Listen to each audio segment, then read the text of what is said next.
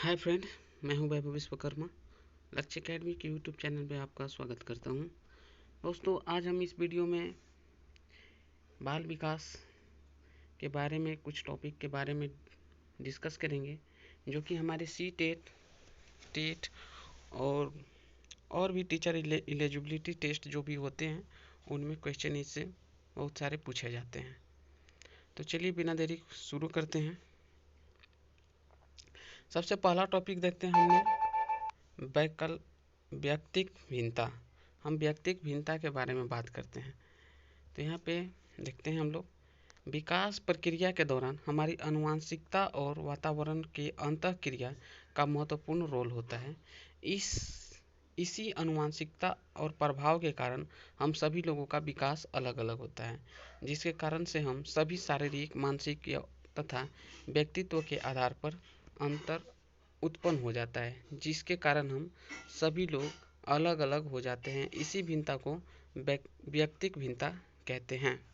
Okay, विकास के प्रक्रिया के अंतर्गत हमारी आनुवंशिकता और वातावरण महत्वपूर्ण भूमिका निभाती है, और इस आनुवंशिकता और वातावरण सभी लोगों के लिए समान नहीं होता है, सभी लोगों के लिए भिन्न भिन्न होती है, और इसी भिन्नता के कारण सभी व्यक्ति के व्यक्तित्व में भिन्नता आ जाती है, और ये जो भिन्नता आती है इसी को हम व्यक्तिक भिन्नता कहते हैं। आई होप आप हमारी बातों को समझ रहे होंगे। चलिए व्यक्तिक भिन्नता के बारे में कुछ आगे पढ़ते हैं। व्यक्तिक भिन्नता के अध्ययन का वैज्ञानिक क्रम। ठीक है, सबसे पहले व्यक्तिक भिन्नता के बारे में सर फ्रांसिस गाल्टन ने दिया था थ्योरी अपना। सर फ्रांसिस गाल्टन से प्रारंभ माना जाता है। इन्होंने 1869 ईस्वी में हेरिडिटरी जीनियस आनुवंशिक बुद्धि पुस्तक लिखकर बुद्धि के आधार पर लोगों के बीच अंतर को समझाने का प्रयत्न किया था। तो व्यक्तिक भिन्नता का थ्योरी सबसे पहले किसने दिया था? सर फ्रांसिस गाल्टन ने। बात किया जाए कि व्यक्तिक भिन्नता की कितनी श्रेणियां होती हैं, तो व्यक्तिक भिन्नता की श्रेणियां देखिए, यहाँ पे व्यक्तिक भिन्नता की श्रेणियां दो श्रेणियां होती हैं। अंतर व्यक्तिक भिन्नता, स्वयं के अंदर भिन्नता है ना, और दूसरा अंतर व्यक्तिक भिन्नता, दो लोगों के बीच की भिन्नता। आप समझ पा रहे हैं। चलिए बात करते हैं व्यक्तिक भिन्नता के प्रकार। व्यक्तिक भिन्नता कितने प्रकार के होंगे? व्यक्तिक भिन्नता बहुत सारी प्रकार के होते हैं, जिनके बारे में हम टॉपिक वाइज समझेंगे। पहला, शारीरिक भिन्नता। बात किया जाए कि व्यक्तिक भिन्नता किस प्रकार से दो लोग किस प्रकार से एक दूसरे से भिन्न होते हैं, तो सबसे पहले हम देखते हैं कि उनकी शारीरिक भिन्नता। शारीरिक बनावट के आधार पर दो व्यक्ति कभी समान नहीं होते हैं, कुछ न कुछ भिन्नता होती है। जैसे हम सभी लोगों का शारीरिक विकास अलग अलग प्रकार का होता है, जिसके कारण हम सभी के शरीर की संरचना, रूप रंग तथा क्षमता में अंतर देखने को मिलता है। क्या है कि बच्चा जब जन्म लेता है तो उसके पश्चात उसकी जो वृद्धि होती है, उसके वातावरण मिलता है, उसके हिसाब से उसकी शारीरिक विकास भी होता है। तो इस विकास के अंतर्गत उनकी शारीरिक भिन्नता पाई जाती है, जैसे संरचना, रूप रंग और क्षमता। जैसे कि कुछ लोग गोरे होते हैं, कुछ काले होते हैं, है ना। कुछ बालक जो होते हैं लंबे होते हैं, कुछ कद काठी के छोटे होते हैं, और कुछ की क्षमता भिन्न होती है। कुछ ज़्यादा करने की क्षमता रखते हैं, कुछ कम करने की क्षमता रखते हैं। तो इस प्रकार से शारीरिक भिन्नता पाई जाती है। दूसरे टॉपिक की बात किया जाए तो यह होता है मानसिक भिन्नता। मानसिक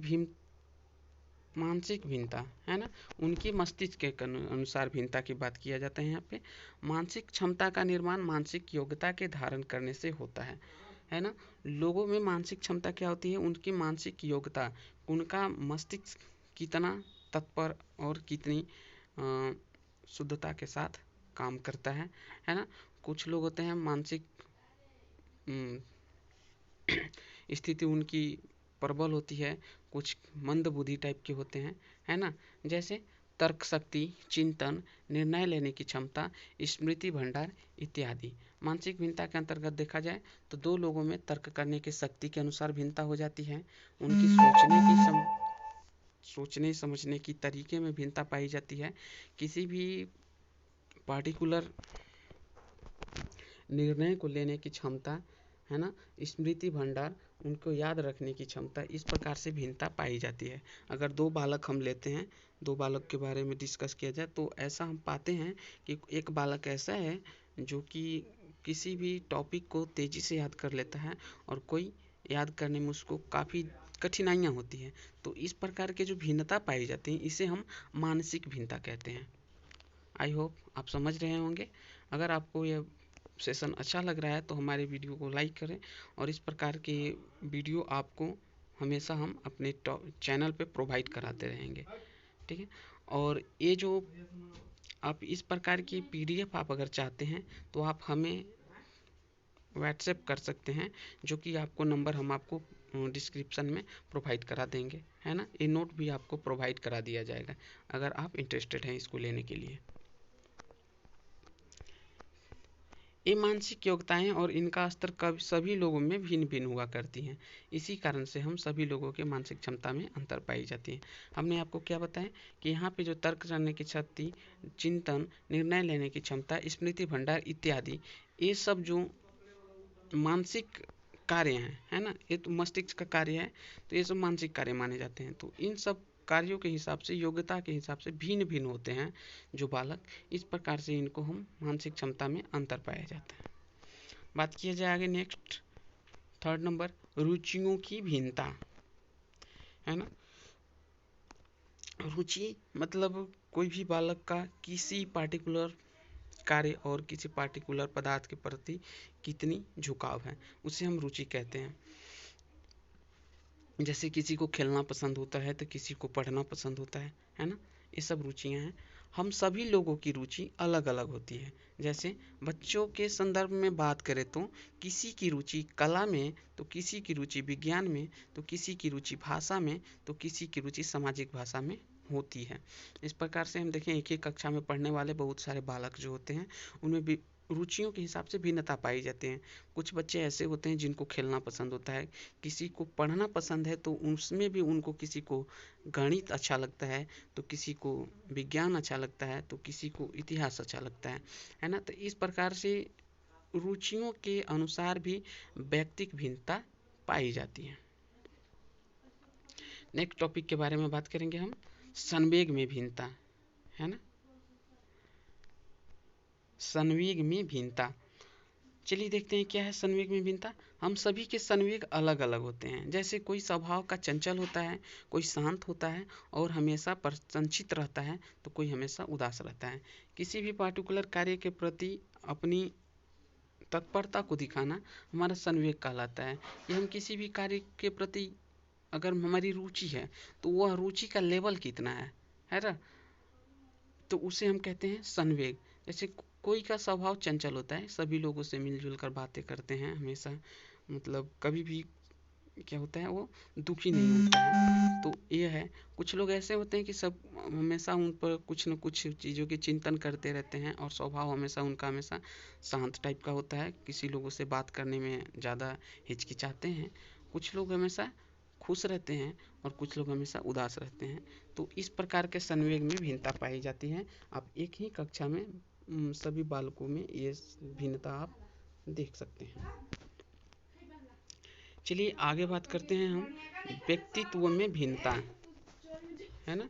व्यक्तित्व में भिन्नता, हम सभी के व्यक्तित्व अलग अलग होते हैं। जैसे कोई अंतर्मुखी व्यक्तित्व का होता है तो कोई बहिर्मुखी व्यक्तित्व का होता है, तथा कोई उभयमुखी व्यक्तित्व का होता है।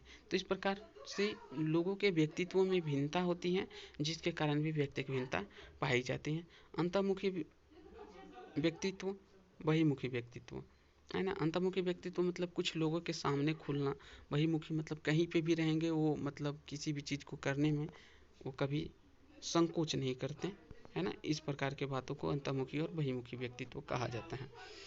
नेक्स्ट टॉपिक होगा हमारा लैंगिक भिन्नता।